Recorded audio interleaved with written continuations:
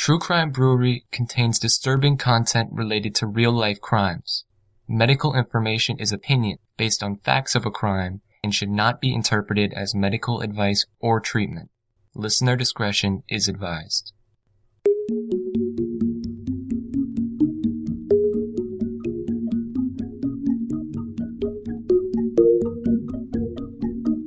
Welcome to True Crime Brewery. I'm Jill.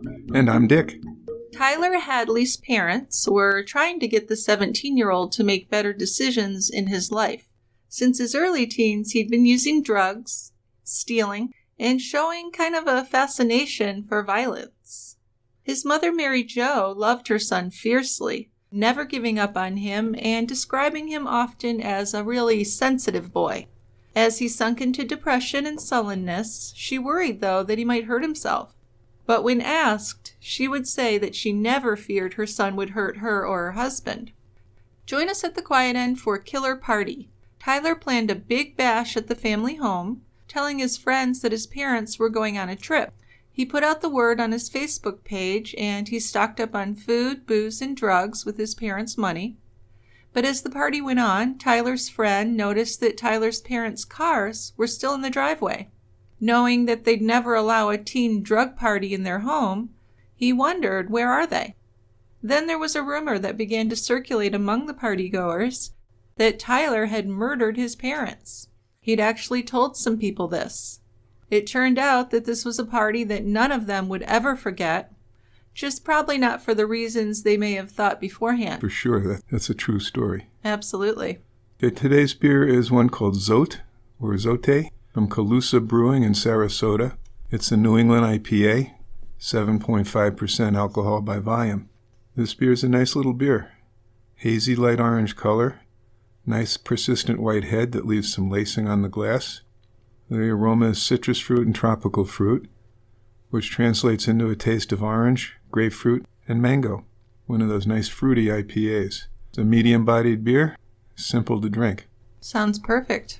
Let's open it up. It sounds like just what I'm in the mood for. Yeah, I did that because you have a penchant for those fruity IPAs. You're not that much of a hophead. That's true. But it's an enjoyable beer. All right, let's open it up.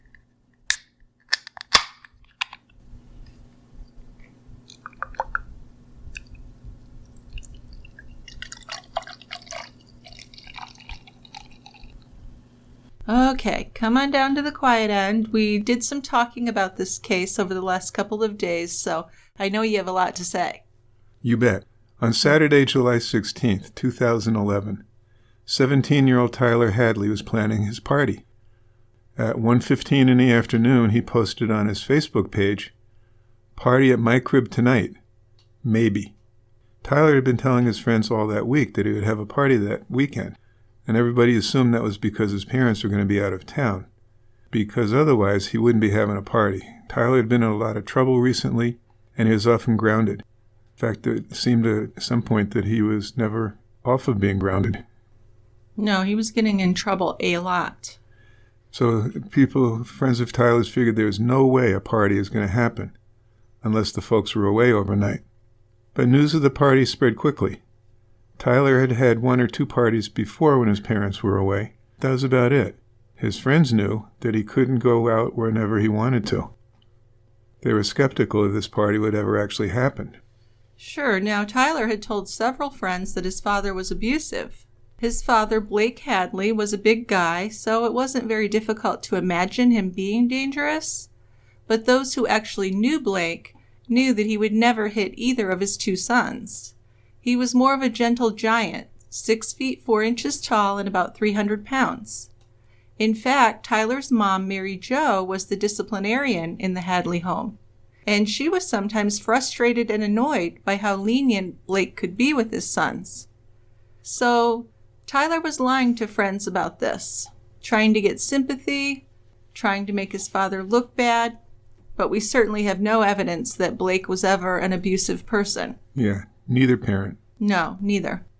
Blake had grown up in Florida with a brother and a sister, and he stayed in the state for college, studying at Florida State University. He was described as a nerdy guy, but also lots of fun, a real goofball. He loved to make people laugh.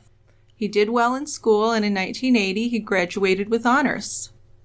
Mary Jo was born in Braddock, Pennsylvania, and she also grew up with 2 siblings. She wasn't really the most popular kid in her school, but she was cute, and she did have a reputation for being a very caring, kind person to everyone. And when she met Blake, they just hit it off. Something felt right. He was kind, he was handsome, and he really put Mary Jo up on a pedestal. So Mary Jo first met Blake in Fort Lauderdale. This was in the early 80s. And they started dating and got married not too long after. Then not long after their wedding, they decided to move to Port St. Lucie. This is a quite affordable town about an hour and a half away from Fort Lauderdale. They had a house built there. This was a nice white ranch-style home, which they planned to live in for many years and raise a family. In fact, soon after they moved into the house, Mary Jo gave birth to their first child, and this was a boy they named Ryan. So Mary Jo and Blake were big churchgoers. They joined the St. Lucie Catholic Church in Port St. Lucie, and the family were active members there for many years. When Ryan was 6 years old, Mary Jo and Blake had a second boy, Tyler. Due to complications with her pregnancy, Mary Jo had to be induced at 36 weeks, and after his birth, Tyler had some respiratory issues, so he stayed in the hospital for 3 weeks. Mary Jo stayed with him each day, trying really hard to form a bond, even though she couldn't hold him and take him home with her, as she had with her older son Ryan. But this was a difficult thing for Mary Jo throughout Tyler's whole life, really. She felt like she just hadn't bonded with him early enough and closely enough to make him okay, so she blamed herself, as mothers do. And as he grew up, Tyler was prone to illness as well. When he was 3 months old, he had a serious case of the chicken pox. And that can be pretty dangerous at such a young age, can't it? Oh, it sure can. Under a year, it's not a good illness to have. You always figure chicken pox, no big deal. But some people can get quite ill with them, especially infants or older people or immune-compromised people. Well, when he was 4 years old, he was diagnosed with hypothyroidism. So that's unusual for a young kid, isn't it? Very unusual. At his age, when he was born, they did screening for thyroid disease. So he didn't have congenital hypothyroidism. And he was 4 years old when he was diagnosed. I'd love to know how they diagnosed it, because that's pretty young. I mean, it's typically an autoimmune disease if it's not congenital, and it's going to get showing up in the teens, 20s, and 30s. So he was young. Yeah. But as you said, Jill, it's pretty easy to control it. You just have to replace the thyroid hormone that the thyroid gland's not making. So it's pretty simple to treat. But the story was that Tyler became obsessed with his weight when he was still a little boy. So that's pretty weird. Very weird. He was terrified of getting fat. Now maybe this came from his dad Blake being very overweight, but his grandmother would blame it on Tyler's pediatrician. Those fucking pediatricians. I tell you. He called him sturdy, which made Tyler feel like he was fat. That's what Grandma said. Well, in my years of pediatrics, I learned that you have to tread carefully when you're discussing children's weights. Yes. Sometimes it's not taken the same way that it's meant to be taken. Now you kind of have to manipulate your language a bit, huh? Yeah, my usual thing, if I was seeing a kid for the yearly checkup, I would say something like, well, you gained weight a little more quickly this past year. But even that wasn't benign enough for some people. Well, I think part of the problem is if you have a heavy kid and the parents are heavy, the parents are going to be really sensitive about that. Sure. Although I'm sure all parents are sensitive to that to a certain extent. But, Tyler continued to have issues into his teen years. He was prescribed Accutane for some severe acne, and Mary Jo was just really committed to giving her sons everything she could so they would develop some positive self-esteem. So she took both her boys to a dermatologist for their skin. They both got braces so they'd have perfect teeth. And Tyler was also put on HGH, human growth hormone, to help him reach a height of over 6 feet. And I'd really like your input on this. Seems unusual. It's not like he was short. No, this is a tough one. You can predict adult height in kids. Looking at the family history, what the parents' heights are, you can do some simple tests like x-ray of the wrist to get a bone age. And you can give a pretty accurate estimate of eventual adult height. Now, It's easy if you can't make growth hormone. If your pituitary gland isn't producing it, that's pretty clear cut. You try to replace it. So you give growth hormone to people that lack growth hormone, and they'll grow. Then there's some cases where they found that on really short people, for example, Turner syndrome, which is a chromosome disorder, you can treat them with growth hormone and you'll get actually some additional height. It's not like they're going to be 8 feet tall or anything like that, but say, for an example, Turner syndrome, instead of being 4'9", you might be 5'1" height. Which, when you're in that shorter end, that's important, those couple of inches. It is. Especially to a male, I would imagine. But to everybody. Right. To put a kid who's going to be 5'10", predicted, put him on growth hormone to get a couple more inches, maybe not unethical, but it's just not something you need to do. I mean, growth hormone's an injection. It's a daily injection. Maybe they have timed release forms now, but when I was administering growth hormone, it was a daily injection. No, I believe Tyler did injections as well, from what I was reading. Well, that's the only way you do it. Yeah. There's no oral form of growth hormone. So a lot of Tyler's friends' moms would talk to Mary Jo, and they said, that's not a good idea. Why are you doing that? Because Tyler was taller than their kids. Yeah. But she was just really aiming to please him, I guess. Yeah, I guess that would be one thing if he was complaining constantly about being too short. I think that's it, because he was obsessed with being heavy, and he didn't want to be short because that would make it even worse, right? You can't carry as much weight when you're shorter. Yeah. So, I don't know. There were just definitely signs early on that Tyler had issues, probably mental health issues. He also demonstrated a fascination with violence and death and told some disturbing jokes, which was hard for people to hear because generally he was quiet, and then he might just blurt out something completely inappropriate. So it was weird. Actually, when he was just 5 and he went to his great-grandmother's funeral, he demanded to see her dead body, had a little bit of a tantrum about it. So that was a strange thing for sure. Yeah. He could be really negative and extremely self-critical as well. And as he got older, he talked about being fat and ugly, and even started saying that he didn't want to live. And as you can imagine, this was heartbreaking for his parents because they were trying so hard to instill a strong sense of his own self-worth, and it just wasn't working. No, it wasn't. Mary Jo taught elementary school, 1st and 2nd grade. Her students really liked her, and she felt a connection with each of them. But as Tyler got older, Mary Jo wondered to herself why she couldn't connect with him as well as with her students. And as Tyler entered his teen years, he and his friends had that common complaint. They were bored. So it was a fairly common opinion among Port St. Lucie adolescents that the town had nothing for them to do. Many of them turned to alcohol and drugs, and they'd go to house parties for entertainment and socializing. So Tyler not only drank and did drugs, he got into trouble for stealing and also arson. In 2010, he pleaded guilty to breaking into a vacant home to steal things. And that same year, he and a couple of friends dragged an old couch to the River Park Wildlife Reserve, soaked it with gasoline, and set it on fire. So they were caught, but no charges were filed, and they were just given a warning. Just weeks before that incident, a neighbor had contacted Mary Jo and told her that she'd seen Tyler and his buddies smoking out in that area, and she was really concerned that they might start a forest fire.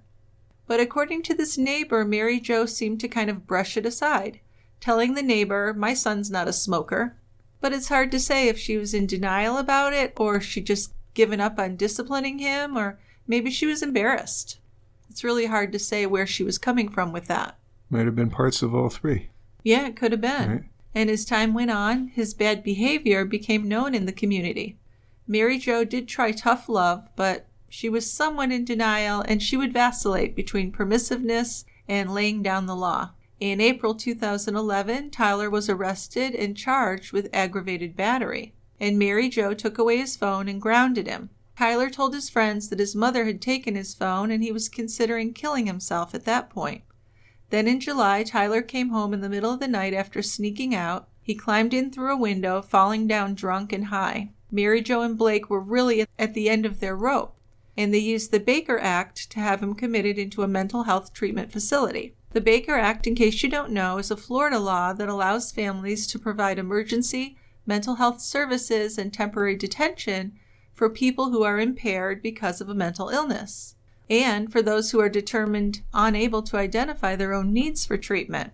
So the act was named after Maxine Baker, a former Miami State representative who sponsored the act back in 1972. And people who require the use of this act have often lost self-control and are a danger to themselves or others. So if Tyler had qualified, he could have been held for up to 72 hours. But he was determined not to be an imminent danger to himself or others. And after the involuntary hold was rejected, Mary Jo found a treatment center that offered intensive outpatient therapy. And Tyler didn't want to, but he did agree to go to this. Mary Jo had found out about many treatment options through a parent of one of her older son Ryan's friends. The parent worked in the psychiatric ward at a facility in Fort Pierce, and Mary Jo consulted with her to see what could be the best course of treatment for Tyler. She was definitely worried about him. To the few people she confided in, Mary Jo said she thought Tyler was dealing with more than just normal teenage problems. She thought that he likely had a mental illness, and understandably she worried that if he wasn't treated, he could hurt himself. After all, he had threatened suicide before. He had, and if you look at some of his transgressions, it looks like he's getting increasingly more aggressive. Yes. He's gone from smoking and drinking to burning things to assault and battery. So I'd be worried if I was mom and dad. Well, and they were. They definitely were. So Ryan, the older son, was moving out in 2011, and Mary Jo began looking into another program for Tyler. Ryan didn't know the specifics of this program because his mother had been careful when discussing it with others, even among family members. Ryan did learn from her that his brother was attending outpatient counseling several days a week, and he thought this was a good idea. While he attended the program, Tyler would get tested for drug use, and he was supposed to be working towards sobriety and getting intensive mental health counseling. Now, it didn't take too long for Tyler to fail one of his drug tests, and that made Mary Jo worry that the treatment wasn't helping, wasn't effective for him. Ryan wasn't sure if Tyler had been prescribed antidepressants or other medicines in the program, but he knew that Tyler had been on the thyroid medication Levoxyl for a while. That's a thyroid hormone replacement, and that's not going to cause problems. Well, Tyler had complained about his height so much that when he was in his early teens, he was prescribed the human growth hormone and took it for 2 years. His closest childhood friend, Michael Mandel, remembered watching Tyler inject himself in the thigh with these daily injections. So Michael wasn't sure why Tyler needed this treatment, though, because he was taller than most of his friends. But, like I said, he was worried he wasn't going to be as tall as his father, and he wanted to be tall. Tyler told Michael that with the HGH, he'd grow an extra 3 or 4 inches. That's a pipe dream. Yeah, well, that's what he thought. And I'm not sure who prescribed it and where they were coming from. Well, it has to be prescribed by a physician. Well, sure, but I don't think it was an endocrinologist necessarily. No, it wouldn't necessarily have to be. In fact, sticking up for endocrinologists, if he came to see me as a pediatric endocrinologist, I would have said you're not a candidate for growth hormone. So I doubt that an endocrinologist was involved in this care. Well, that's what I was thinking. It would probably have to be more like a GP who Mary Jo was able to kind of talk into it, maybe. Sure. But when HGH is prescribed legitimately, doctors, like you said, have measured the patient's bone age and compared that with real age. So if it seems the body isn't keeping up with his age, the doctor might prescribe the hormone. It is risky, though, because medical professionals warn that taking HGH can have negative side effects. It can. You're supposed to give a dose that's kind of a replacement for what you're not making. Or in the case of a child who's not growth hormone deficient, you're just kind of giving a dose that's on the lower side. And then you follow them along and measure what their velocity of growth is, weight gain. If they're prepubertal, how about puberty setting in? Because that's going to give you a growth spurt all by itself. So you got to keep close track of them. So it's produced by the pituitary gland, and it aids in the development of bones, muscles, tissues, and organs. The amount of human growth hormone produced changes with age, and it's at the highest level during adolescence. Growth hormone has been used by athletes to enhance performance, but it is illegal to prescribe growth hormone in the U.S. for this reason, because the Secretary of Health and Human Services does not authorize performance enhancement as an accepted use for this medication. Sure. So how does it enhance performance anyway? Or Well, is that just more of a old wives' tale? I don't know. some of it is wistful thinking, Yeah. but it does have some anabolic effects. It's not like testosterone or other anabolic steroids, but you'll get some effects from growth hormone besides linear growth. Now, I probably know what you're going to say about this, but have you ever seen like infomercials or heard claims about older people taking HGH to stay young? Of course, Yes. People do that. people do that. There's no proof that it does anything. There's no evidence that it does anything at all. So it's strange And to it's- me that it can be used it's with not- no evidence. It's not the youth pill or youth injection, that's for sure. No, but there certainly are a group of people who promote it that way. Well, there's money to be made. Yes, It true. ain't cheap. No, that's another thing that we'll get into. But what's especially significant in Tyler's case is that human growth hormone may have affected his psychological well-being. Have you ever heard of that? Yes, it can, but again, I'd say you'd have to be taking pretty big doses of it Yes. to do that. I don't know how much of a dose he was on. We don't know that, but thinking of his personality, I would think he would take as much as he could get his hands on. Just seems Well- like he had that kind of a mentality with drugs. Yes, but somebody's got to prescribe it, and if he's going through a 30-day prescription in 5 days, Sure. some flags are going to get raised. That's not going to fly, right? Okay, so another thing to know about HGH, like you said, is how expensive it is. How expensive was it for him to do that? Well, he was probably spending a few thousand, well, not he, his parents were probably spending a few $1,000s a month. Well, they really couldn't afford that. They weren't wealthy. No, and it's not going to be covered under insurance. Well, especially Not if you for don't that need reason. it. Yeah. But Mary Jo was just determined to give him the treatment that he wanted, basically. She would tell her women friends and parents of, Tyler's friends that Tyler was short and she was worried he would be teased about it. But everyone has said he really wasn't short.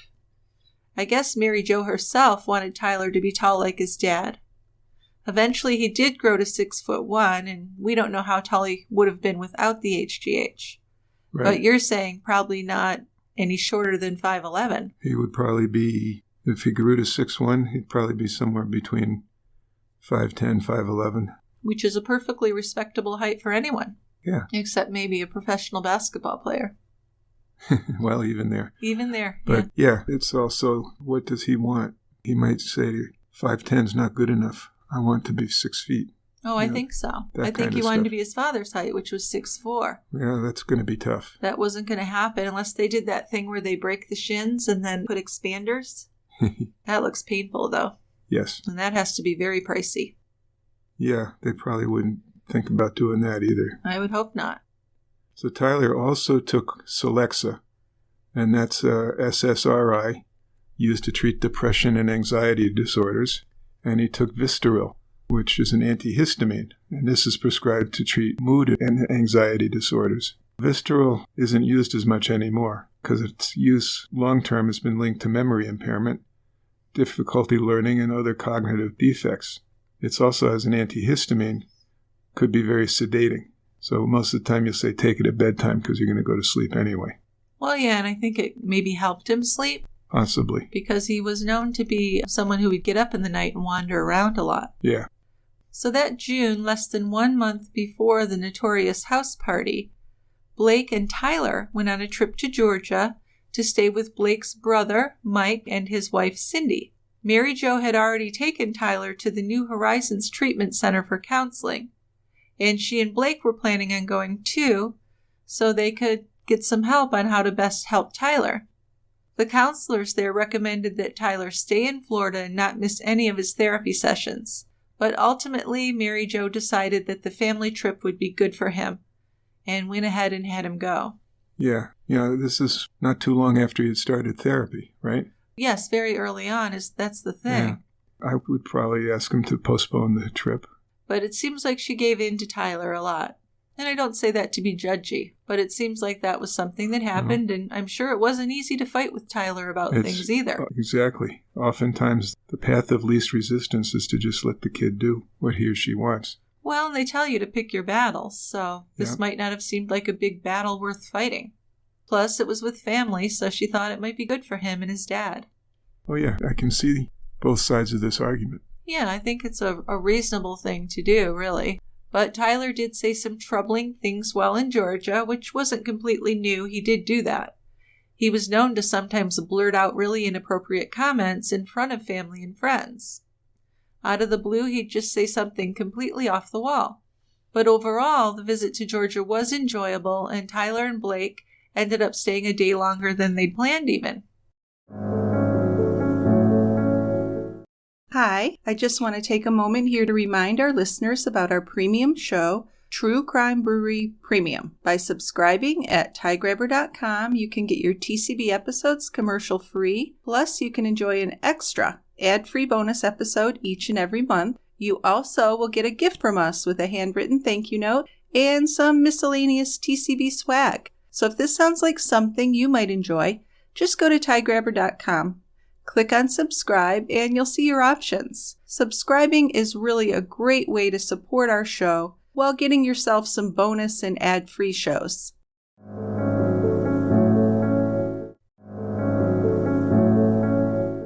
Blake had wanted to take his son on a hike and spend father-son time together. Now Tyler had resisted going on the hike, but finally did change his mind and went along. But as they walked, his walking stick had to be taken away from him like he was a small child, because he was constantly hitting trees with his stick, claiming to be killing spiders. Really annoyed his uncle quite a bit. Blake was very tolerant. Yeah, well, he's used to that behavior. The uncle's not. Exactly. You got to watch out for those giant spiders anyway. Yeah, well, sure. They'll jump out of the trees after you. Well, they might, yeah. I don't know how good a stick is with that, but You got to hit them just right. it just seems like something that maybe a 7 or 8-year-old bratty kid would do. Yeah. Yeah, not a 17-year-old. Right. So as they were walking along, Tyler suddenly blurted out, "Menendez brothers," saying that they were his heroes. Now that's just scary. That would get my attention, right? Yeah, especially if I was his parent. Then there were some drawings that Tyler did while they were there in Georgia. One night, as family members were at the dining table, Tyler asked for some paper. He began to draw. And he told his Uncle Mike it was therapy, meant to relieve his stress. Now, when he finished the drawing, he had a pretty disturbing picture. He had drawn a 2-story house, similar to the cabin where they were staying, up in flames. On the back of the paper, Tyler drew a volcano, a knife, and a nuclear plant like the one where Blake worked.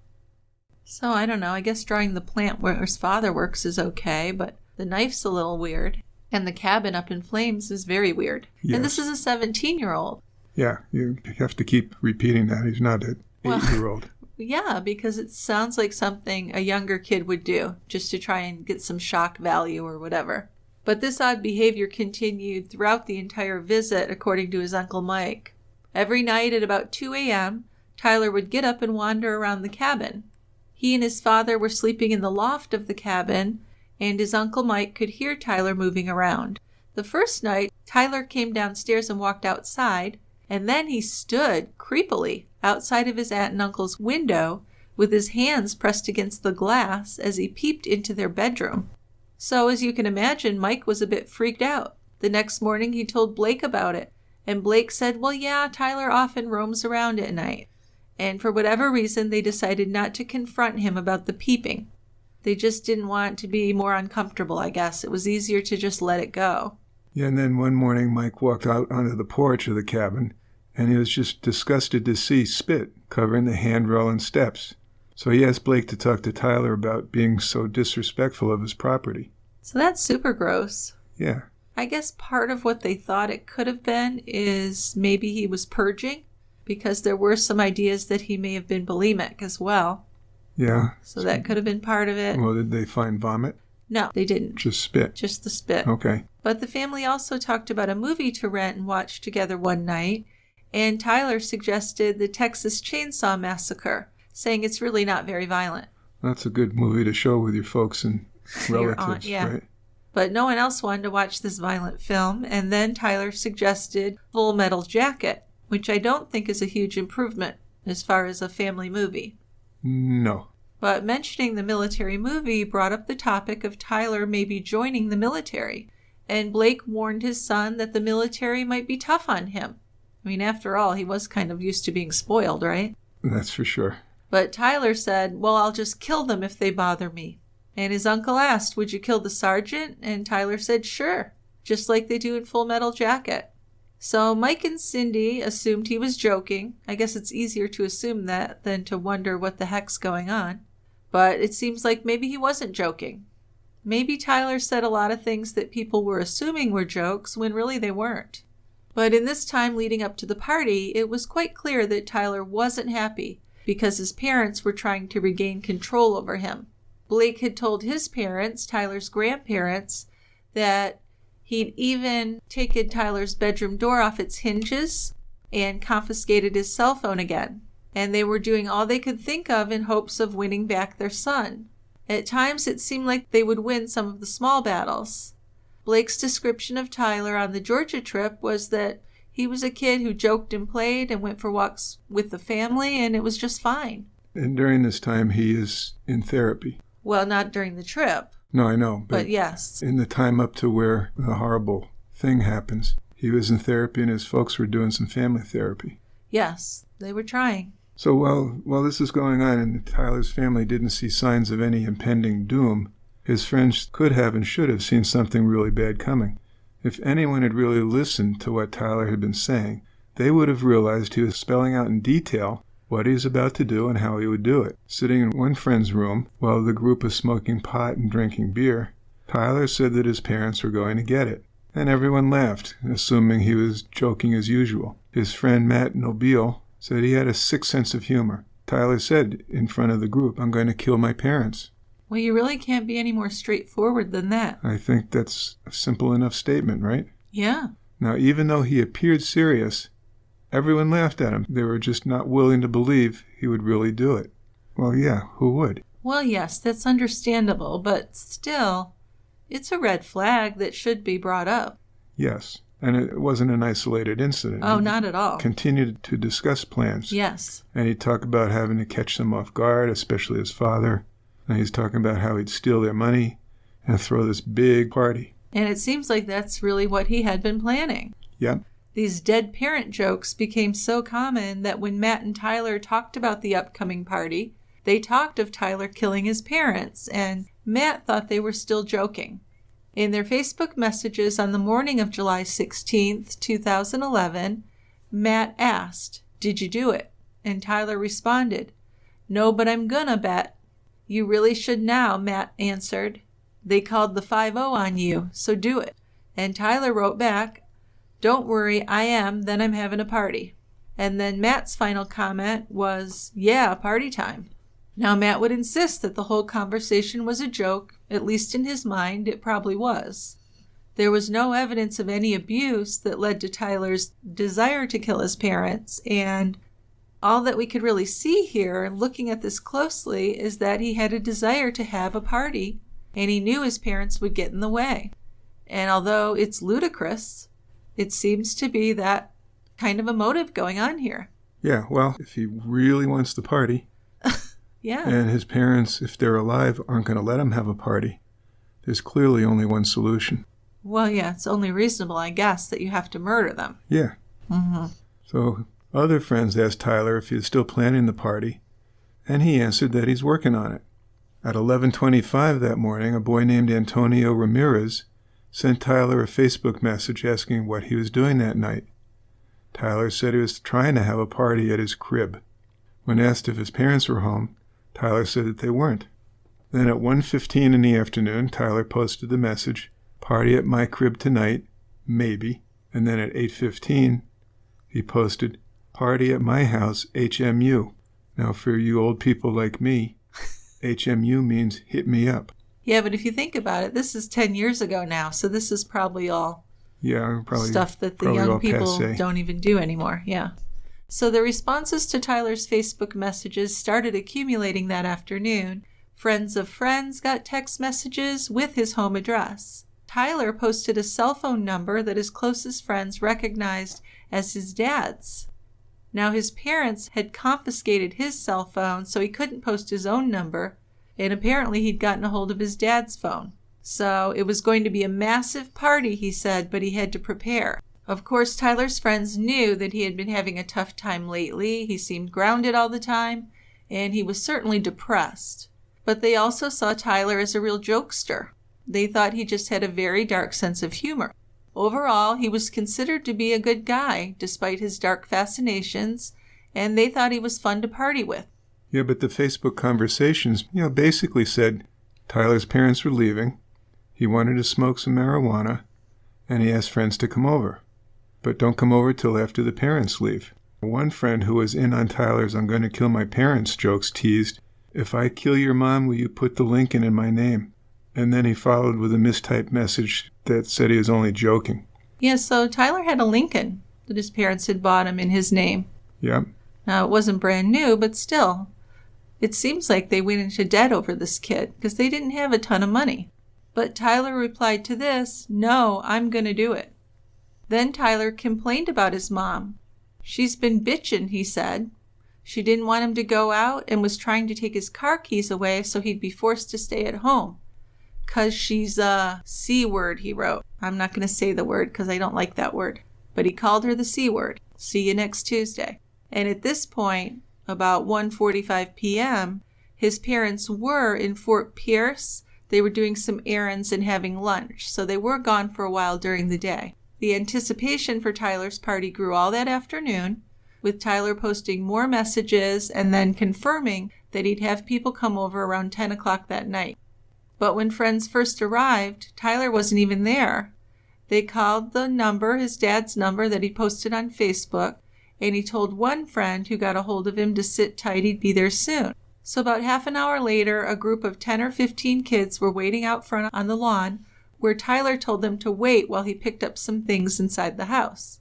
And this didn't seem that unusual to the partygoers. A lot of people were going to be at this house, and maybe Tyler was worried that things might get damaged. So maybe he was putting away valuables and breakables before he let people in. Yeah, and when he finally did open the door, the walls were empty of artwork or photos, but there were still nails and picture hangers on the walls. Tyler had stocked up on beer and food, and he told the partygoers, "Help yourselves." So his buddies all accepted this invitation. They're drinking beer, smoking cigarettes, smoking marijuana. Some of the guests sat down at the family computer and played music.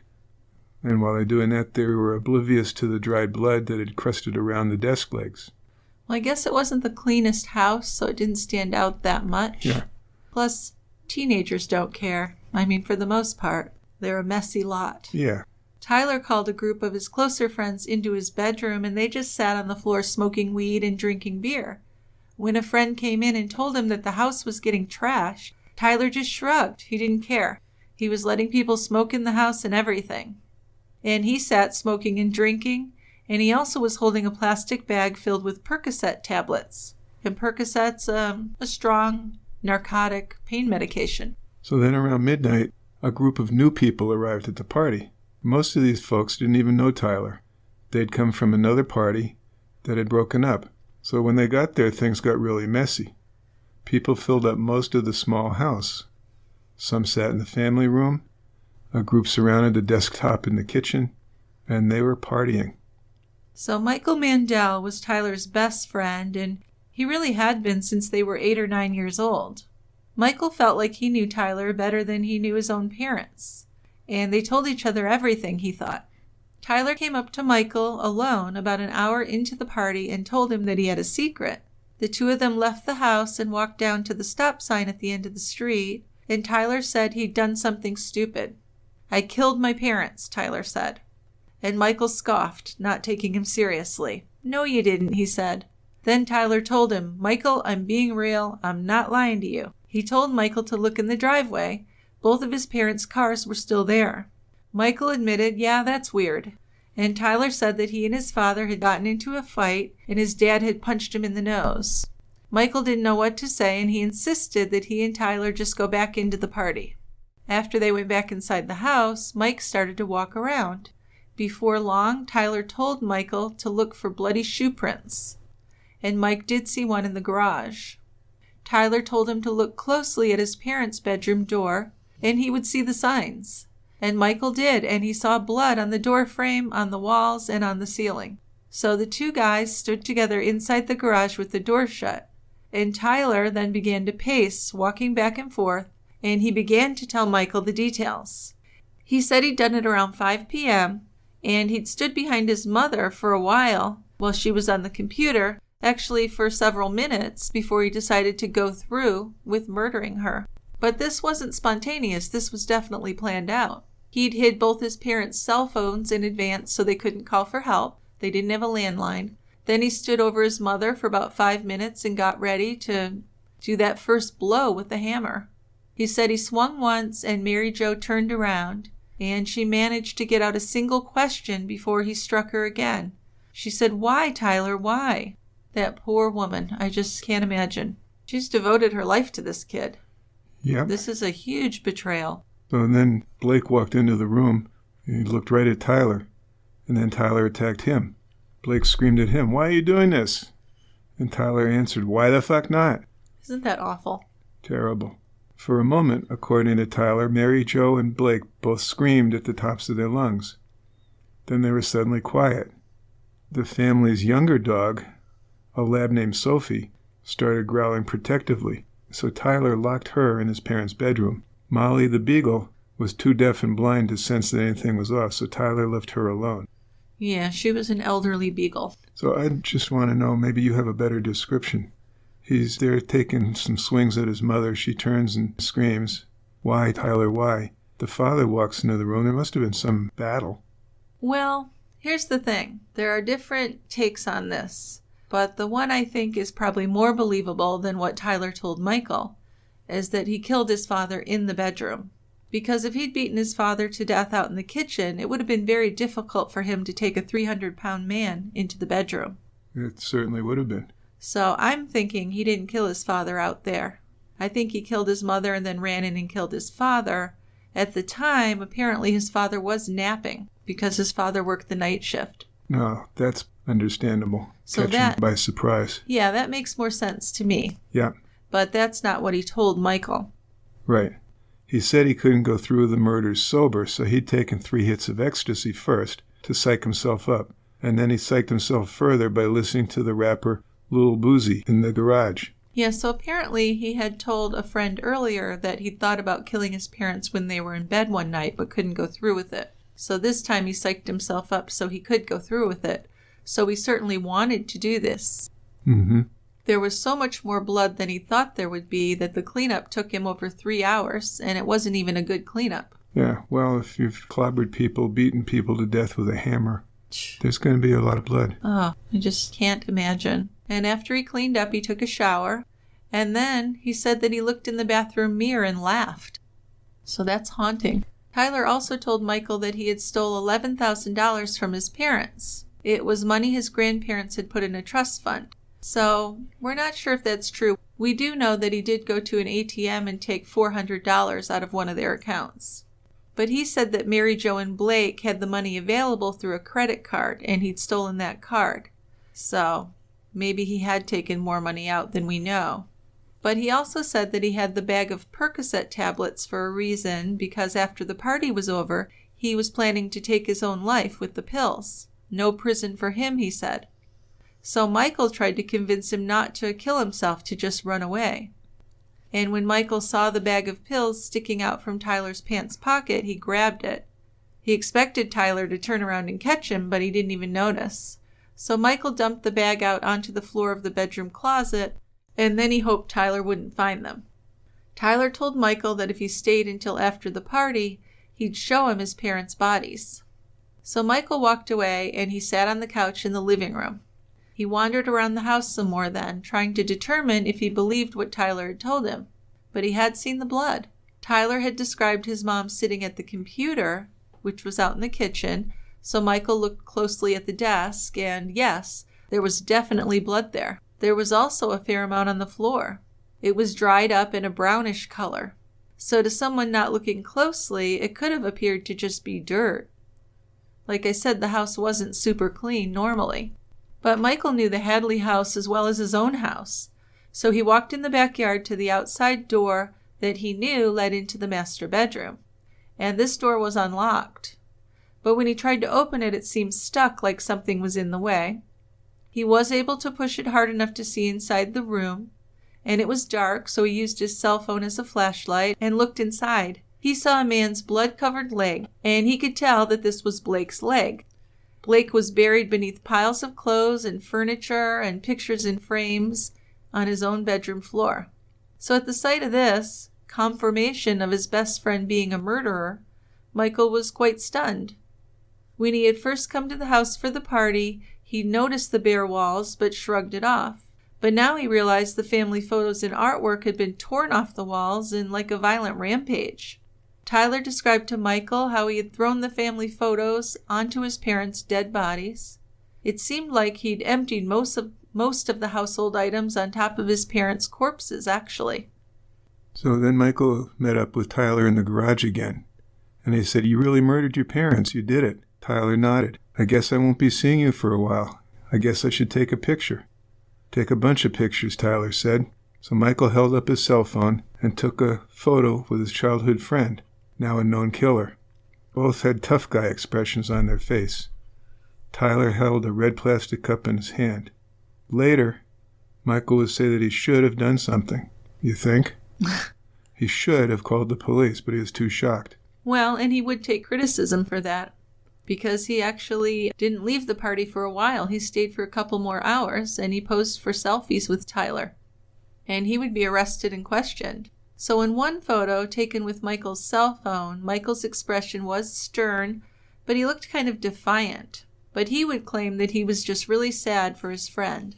Also, Michael had served time for trespassing, and he was nearing the end of his probation period, so he wasn't supposed to be at parties with alcohol and drugs. But I would think with this murder, that doesn't even matter anymore. That's way down the list of priorities. You would think. But I would think I don't know. so. The way his brain's working. He's a teenager, yeah. He could say, "Oh, I'm going to get in really big trouble if I go to the police. I'll have my probation revoked." Well, he also said he felt afraid of Tyler for the first time in their friendship. He thought, well, if he can do that to his parents, what's going to stop him from doing something to me? So Michael finally approached another friend named Jesse and told him Tyler might have killed his parents, but don't tell anyone. So kind of downplayed it. He didn't say, "I've seen the bodies." He definitely did it. Yeah, he tried to smooth it a little bit. Yeah, he did tell Jesse about some blood he saw, the leg, and what Tyler had told him. And Jesse immediately decided it was time to leave there. Jesse found Tyler and told him that his mom was mad at him and he had to go home. And he dragged a friend to the front yard and told her what Michael had said to him. So she didn't believe him, but she called a friend and got a ride for her, Jesse, and another person to get out of there. So more time passed, and Michael just couldn't keep this shocking news to himself. There were dead bodies in the house. When he approached his friend Dustin, Dustin immediately sensed that something was off. So he took Dustin to the back porch, and they walked to the door that Tyler had showed him. And he opened the door about a foot and used the light of his cell phone to show Dustin Blake's leg. Dustin looked in and backed away from the door immediately. He wanted nothing to do with this, and he left the party right then. But it wasn't until 3 a.m. when Michael told Tyler that he was leaving. Tyler, though, said he should stay, and he walked into the kitchen to make them some food. At that point, though, there was a knock on the door. Someone had called the police about the party making noise. So Tyler had to go answer the door, and Michael saw this as his opportunity to get out of there. So Michael decided, I really have to tell someone, like the authorities, what's going on. So better late than never. Yeah, but he came around. But he was afraid to call the local police. So he dialed the number to a Crime Stoppers tip line. Nobody answered, so he found another number for Orlando and left a frantic message with as much information as he could think of. Tyler's name, his address, what he'd said, the seeing Blake's leg, the comment Tyler made about using the back of a hammer, the insistence that it wasn't a joke, and then he said somebody needs to check this out immediately. So a woman whose job it was to listen to incoming tips thought the message sounded legitimate, so she called the Port St. Lucie's emergency number within minutes. "We got a call from our call center," she told them. "There's a 17-year-old kid there, Tyler Hadley, and he's claimed he killed his parents."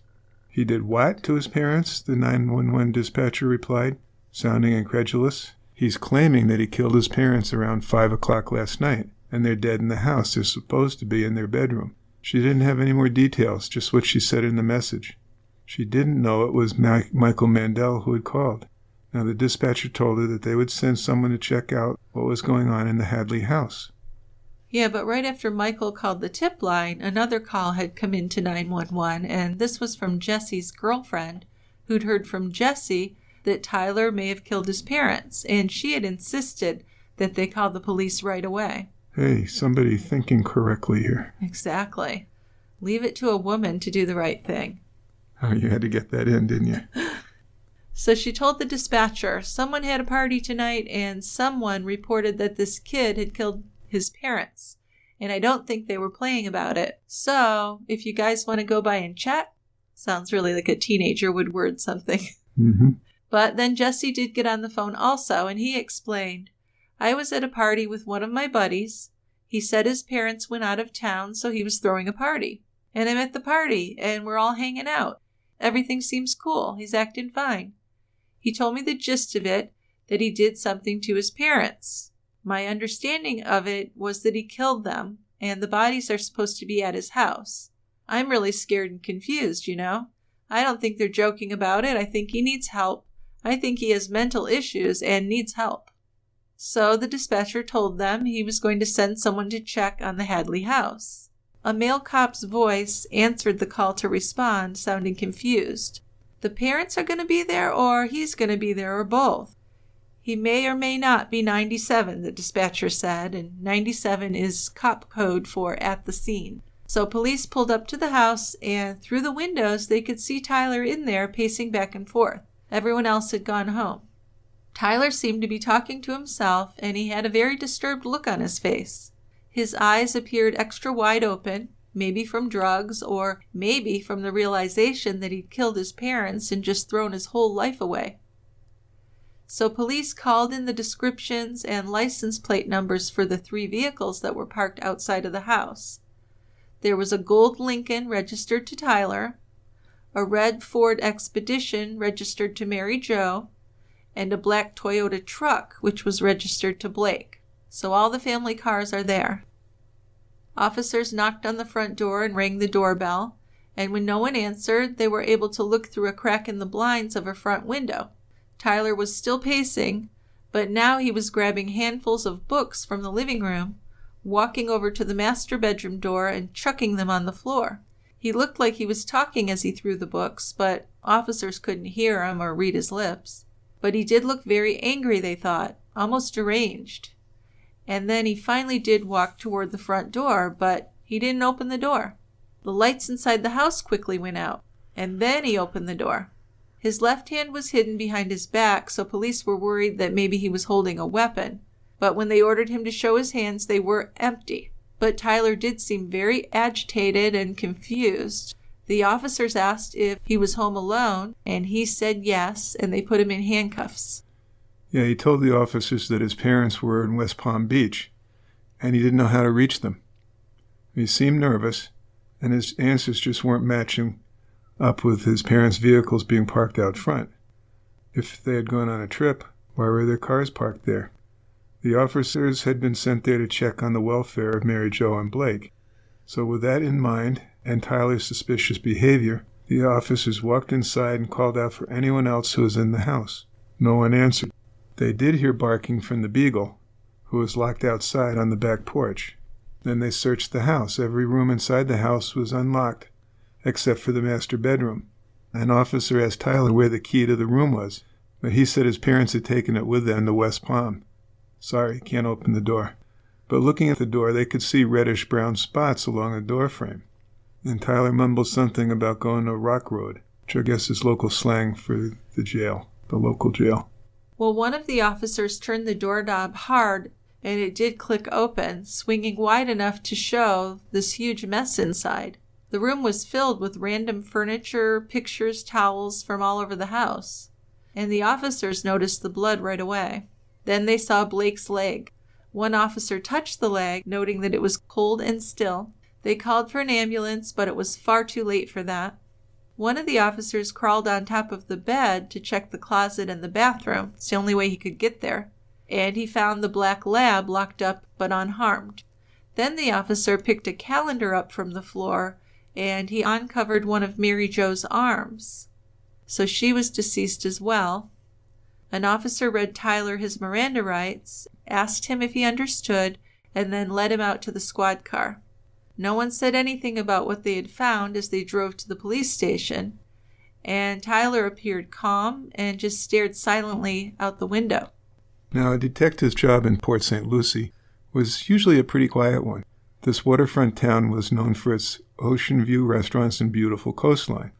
Over the entire year of 2010, there were 3 murders. And the police dealt more often with nonviolent crimes, burglary and shoplifting. And there was the prevalence of drug use by the community's teens.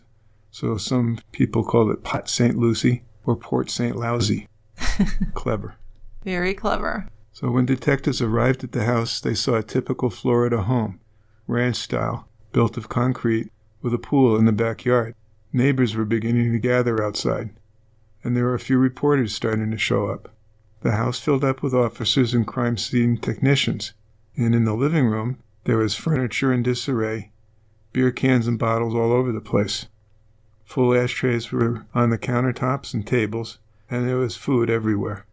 So the interior of this house looked kind of like a college dorm room after a wild party. The walls were empty of any home decor, photos, or artwork, leaving it looking really bare and impersonal.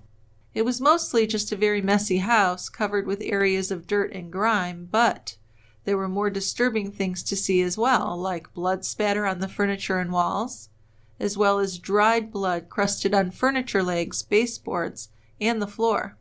But of course the master bedroom had the most shocking visuals. The room was so piled up with random items that investigators couldn't step into the doorway without knocking or stepping on things. The floor went from an off-white tile in the hallway to wood laminate, which was barely visible under the mounds of debris in the bedroom. Dining room chairs sat precariously on top of the bed, along with empty dresser drawers and clothes and towels. But what was most shocking was the bedspread. It was a striped bedspread, and it was stained with dark coagulated blood. A foot or so away, there was a mop that looked like it had been used in some kind of cleanup attempt. Mary Jo and Blake Hadley were pronounced dead. Blake's exposed leg was still wearing a white sock. Inches away, an elbow and a shirt sleeve were heavily stained with blood. So in this room, the walls had been painted a blue-green color, and at one time it had been decorated with care. Decorated by the people now lying dead and discarded on the floor, killed by their own son that they'd done so much for. It's mind-boggling.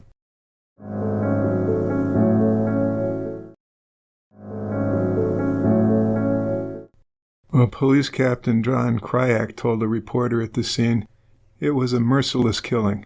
Tyler had posted the invitation in the afternoon, Kryak confirmed, meaning that Tyler had invited people over before he committed the murders. Kryak also verified that the killings were done with blunt force trauma to the head and torso with a 22-inch hammer. So police canvassed the neighborhood, and most of the neighbors agreed that they were just totally shocked by the murders. They had never seen much out of the ordinary from Tyler, most people said.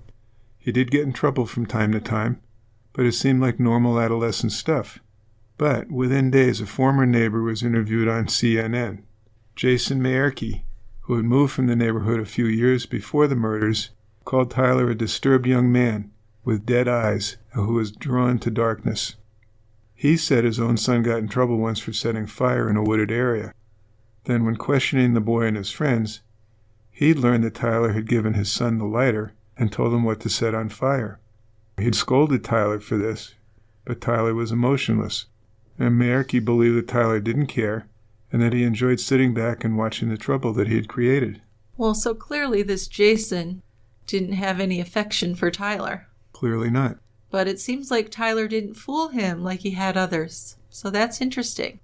Well, yeah, it is, although maybe he just had more interactions with Tyler and had Than more his info. own parents, though? His parents knew about the fire.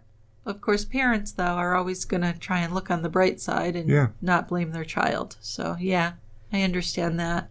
But it was especially sad that Mary Jo had recently told friends that Tyler was over the hurdle and getting back to his normal self.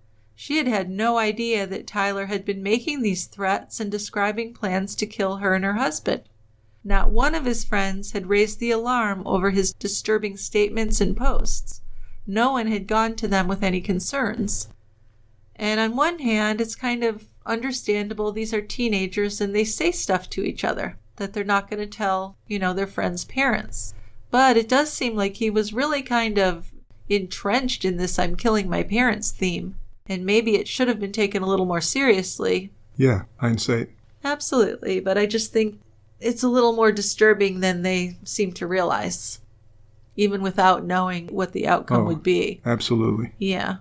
So the funeral for Mary Jo and Blake was held at the Catholic Church, and close to 1,000 people attended.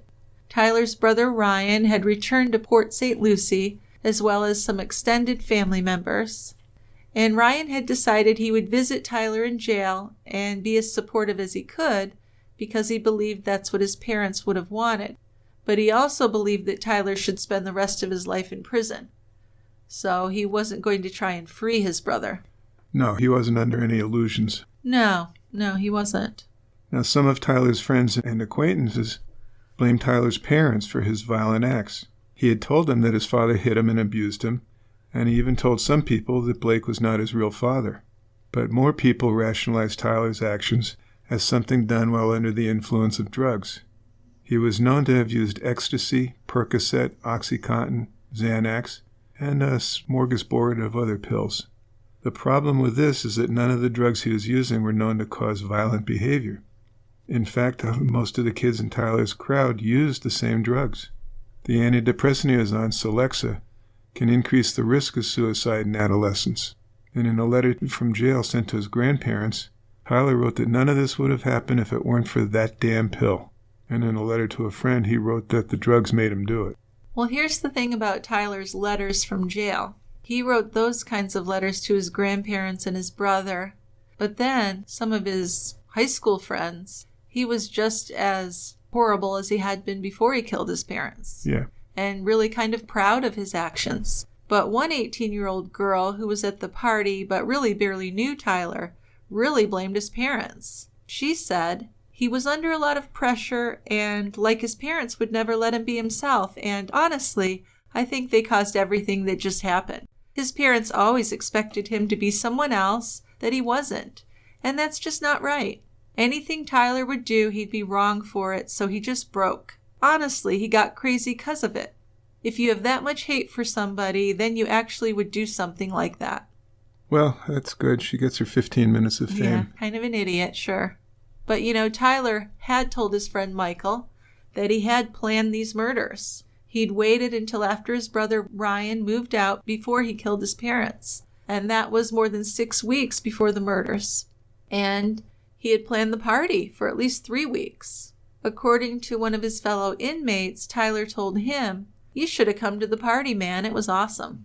Also, Tyler was already planning a second party for the night after the murders, before he was arrested. And he likely would have gone ahead with it if he hadn't been arrested that day. So he pleaded no contest to 2 counts of first-degree murder. The St. Lucie County judge gave him 2 life sentences, calling the crime brutal, heinous, and premeditated. The judge also accused Tyler of manipulating experts and lying about hearing voices. So in prison, Tyler offered to sign newspaper stories with his picture or images of hammers. There's money to be made. He signed several for a cellmate who thought he might be able to sell them online. But the clippings contained more than just autographs, and Tyler seemed way too proud of murdering his parents. So the cellmate eventually turned over several autographed sheets of paper from Tyler. One of the most upsetting autographs read, "I don't know if you're a fan, but you should be. It's Hammer Time. Signed, Tyler Hadley." Now that's just creepy. And that just makes you realize he's a psychotic who should never be out of prison. Yeah, he'd be a good one to stay in life. Yeah, even his brother thinks so. But Tyler was 17, so he couldn't be sentenced to death by Florida law.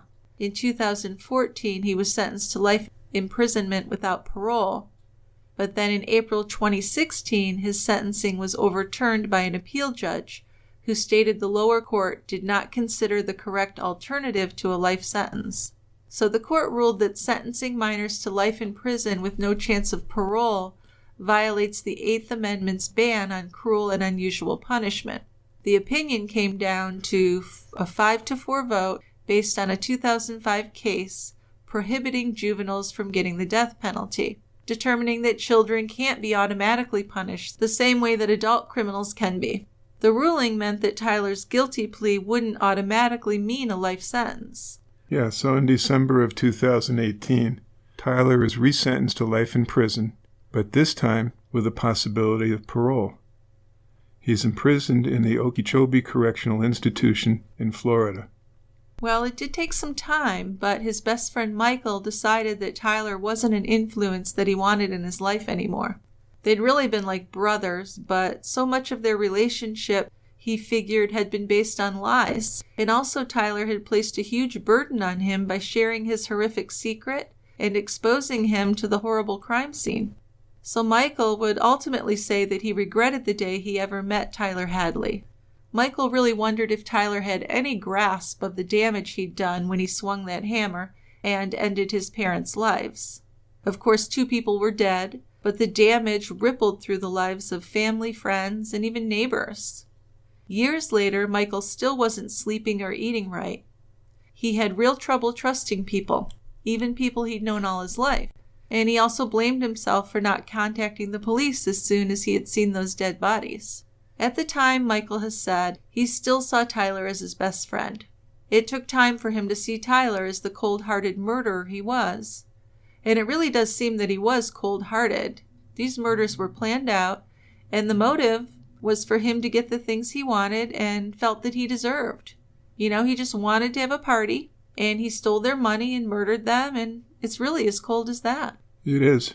It's a really shocking case. Yeah, I always have difficulty with kids murdering their parents, teens. We've done, I guess 6 cases now. We have. They're difficult. They are difficult. Well, any murder is difficult. But when it's in a family like that, when it's a parent killing a child or a child killing a parent, those are just the most disturbing to me. Yes. Because it's such a betrayal. Even more so than if it was a spouse, because you've got that parent-child connection. You're right. So TCB's music was written and produced by Tristan Capel. And if you have comments, a case suggestion, or even a beer recommendation, we'd like you to send us an email. You can send that to truecrimebrewery@tiegrabber.com. You can also go to our website and leave your comments for us there. I'll put a link in the show notes so that you can record a voicemail if you'd like to give us a case suggestion by voicemail. So I will include links for that. And here comes Dickie with some feedback. We have big feedback. Big feedback. Big feedback. I was looking through voicemails today. There's 9 of them. That never happens. No, I mean, that obliterates the previous record. So I chose 3 to discuss, and not because the others aren't worthy. So the others might come next week. They might come next week. We don't know. Yep. But thank you all for doing the voicemails. I like listening to them. I know. It's really one of the most fun parts of doing the podcast. So our first voicemail is from Aaron. Hi, Dick and Joe. Well, multiple times the charm at this recording, but a longtime listener and a new Tie Grabber Premium subscriber. Best decision I ever made. I'm really enjoying binge-worthy quality and the premium content, and just love joining you guys at the quiet end and hearing your very soothing conversation and clear chemistry, deep research, balanced opinions, and just everything that makes this a very, very great podcast.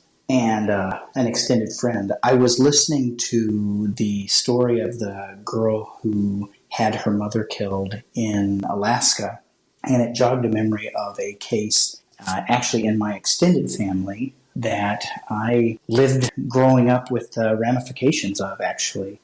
It's the case in 1998 of Eric Jensen, E-R-I-K, and Jensen is J-E-N-S-E-N.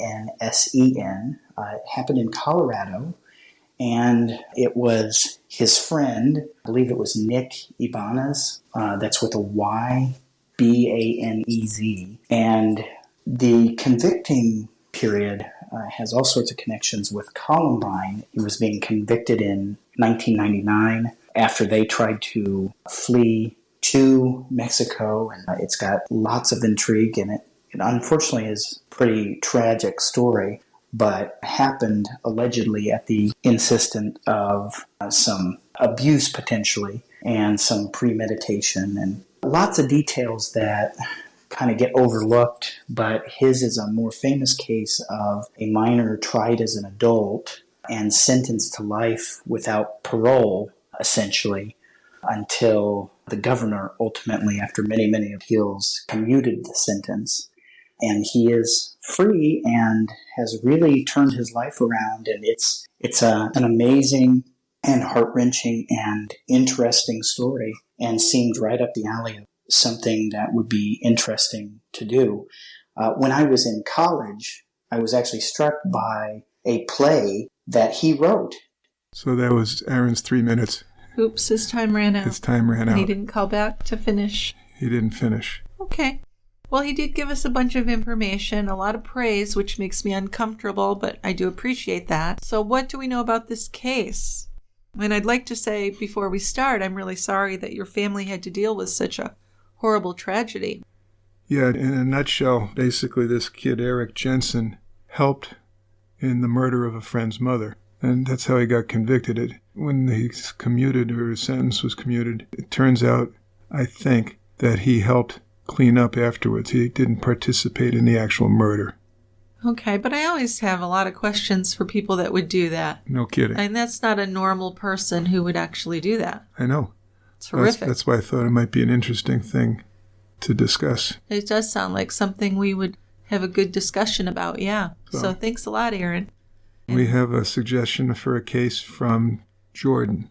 Hi, Dick. Hi, Jill. It's Jordan. I wanted to suggest a case to you. It was a case in Simi Valley back in February of 1994. It was the case of Chad Hubbard. He was stabbed by a classmate, and he was killed by a 14-year-old boy named Philip Hernandez. At the time, Chad Hubbard was 15. He was like a popular kid at Valley View Middle School, which is a middle school here in Simi Valley. Chad Hubbard had bullied Philip Hernandez a lot, because he was like short and kind of chubby, and he was also Hispanic, and I think Chad Hubbard was kind of a racist, and that also kind of played a factor. And Chad Hubbard was extremely popular with everybody, especially the girls. The girls all thought he was a handsome guy, and he was like considered like one of the best, But and he used that to his advantage to bully Philip Hernandez. And I think it was on February 1st, 1994, Philip Hernandez had stabbed Chad Hubbard in the chest, killing him instantly.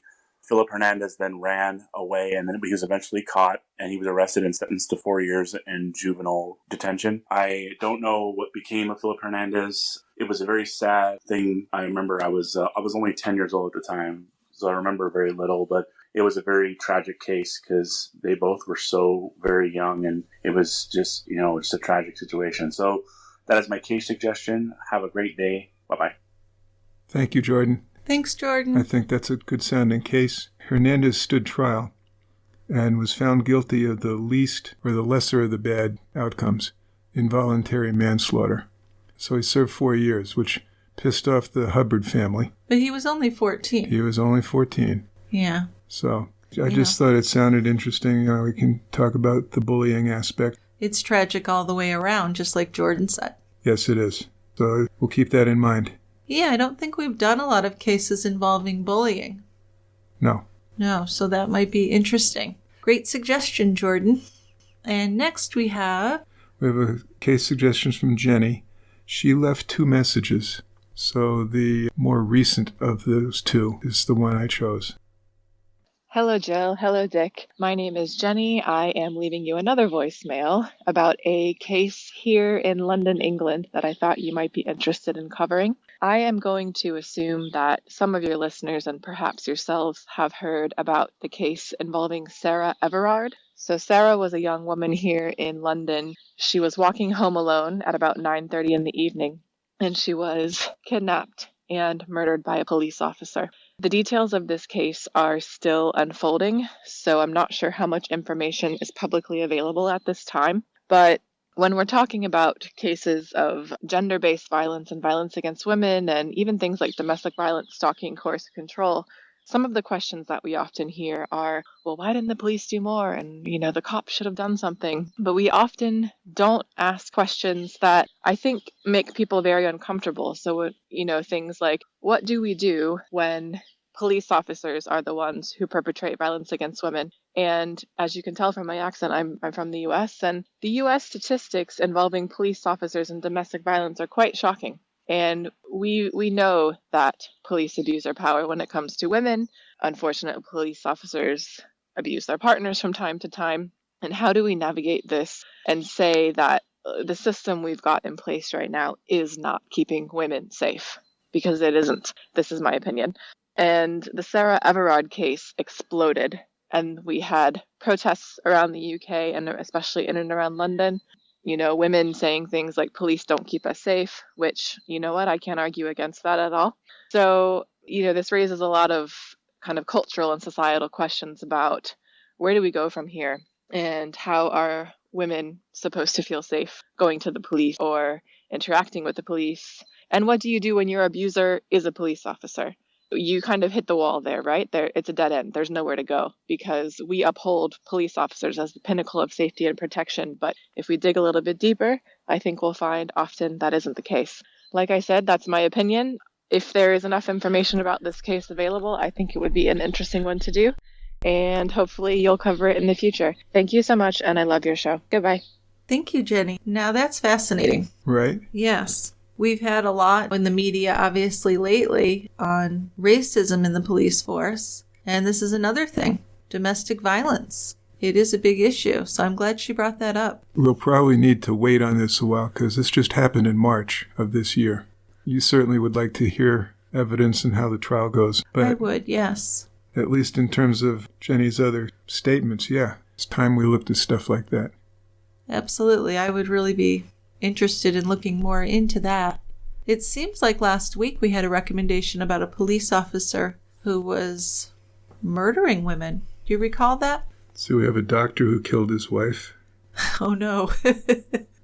It could have been a week before or something. I don't see it offhand. I know that in the past we have done one case about a police officer who would pull women over and rape them and kill them. Yeah. Yeah.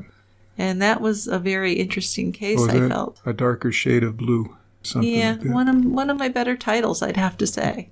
Yeah. Hey, thank you. Those are excellent voice messages. Absolutely. Love them all. And then I picked one lonely old email. I didn't want to ignore them. And of course not. We love emails too. This is from Pamela. All right. So Pamela has a case suggestion. Right. And Pamela writes, this would be a great podcast as DNA testing was done 25 years after his execution. He even made the cover of Time magazine with an article questioning his guilt. In 1981, Coleman, a 33-year-old coal miner from Grundy, Virginia. Yeah, his name is Roger Coleman. Okay. Was convicted of stabbing and raping his sister-in-law, a 19-year-old named Wanda McCoy. The prosecution said Coleman went to work the night of March 10, 1981, only to be laid off. Then he proceeded to the victim's house. The evidence against Coleman appeared devastating. Blood, semen, pubic hair all matched. Coleman allegedly confessed the crime to a fellow inmate as well. No signs of forced entry at the McCoy house indicated that she knew her attacker. Coleman had a prior rape conviction from 1977, but those who insisted he was innocent said he never had a shot at fairness to begin with. His lawyers were inexperienced, the town was hostile, Coleman was denied appeals because his lawyers made a clerical error that missed the deadline, and as for the evidence, pry marks on the door indicated that the entry was forced. Coleman had a corroborated alibi for his whereabouts that night. DNA tests on the semen indicated multiple assailants. Other tests, such as those attempted to link his pocket knife to the stab wounds, were inconclusive. A fingerprint on the door was never analyzed. The case became a symbol of the increasingly contentious issues surrounding the death penalty, and it led to a rash of publicity, landing Coleman a sympathetic May 18, 1992 Time cover stating, "This man might be innocent. This man is due to die." Coleman maintained his innocence in interviews, but he was executed by electric chair on May 20th of that year. For nearly 25 years after his death, Crusaders lobbied for his innocence posthumously. A former criminal defense attorney, John C. Tucker, wrote a compelling account of the case in 1997 called May God Have Mercy, a true story of crime and punishment, which a New York Times book reviewer said presented Coleman's conviction and execution as a ghoulish distortion of the real story. Here was a man who clearly had been put to death by egregious errors in a deeply flawed system. Now, these are fascinating cases that we don't do enough of, I think. We don't, and here's the kicker. When they did do the DNA testing on the semen, it was his DNA. He's guilty. Okay. Well, we need to read about this one, definitely. Definitely, Pamela. Thank you for sending that along, and we'll take a good look at that. What I read just a little bit was fascinating. Well, these case suggestions are just fabulous, and we really appreciate it. We sure do. And you know what else we appreciate? Just the fact that you listen to us. Well, I'd listen to you anytime. Yeah, but you're married to me, so that's a little different. Yeah. Well, thanks everyone for listening, and we'll see you next time at the Quiet End. We're saving seats for you. Bye-bye. Bye, guys.